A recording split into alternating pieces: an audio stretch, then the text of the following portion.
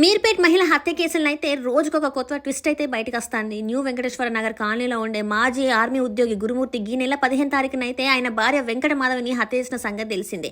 ఆమె శవాన్ని ఎట్లా మాయం చేయాలనేది ఇంటర్నెట్లో చూసినట్టు తెలుస్తుంది. కొన్ని వెబ్ సిరీస్ల ప్రేరణ పొంది కూడా కటర్ సాయంతో శవాన్ని ముక్కలు చేసిండు. ఇక ముందుగానైతే మాధవి తలని వేరు చేసి మొండాన్ని 3 ముక్కలు చేసినట్టు పోలీసుల విచారణ అయితే తెలిసింది.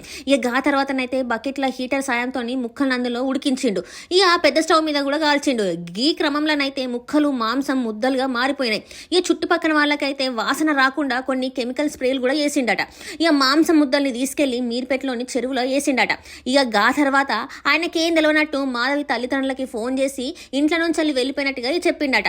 ఇక పోలీసుల అదుపులో ఉన్న నిందితుడు ఇచ్చిన సమాచారం మేరకైతే చెరువులో గాలింపులు చేపట్టిండట. ఇక అక్కడ ఎట్లాంటి ఆనవాళ్లు కూడా లభించలేదట. ఫోరెన్సిక్ క్లూ టీమ్ సాయంతోనైతే ఇంట్లో మాధవి తల వెంట్రుకలు, స్టవ్, వాటర్ బకెట్, హీటర్ వద్ద రక్త ఆనవాళ్ళని సేకరించిండట. ఇక ఇవన్నీ ఫోరెన్సిక్ ల్యాబ్ లో పరిశీలించగా మాధవి అని ప్రాథమిక నిర్ధారణకైతే వచ్చిండట. ఇక మిస్సింగ్ కేసుని మర్డర్ కేసుగా మార్చి గురుమూర్తిని నిందితుడిగా చేర్చిండట.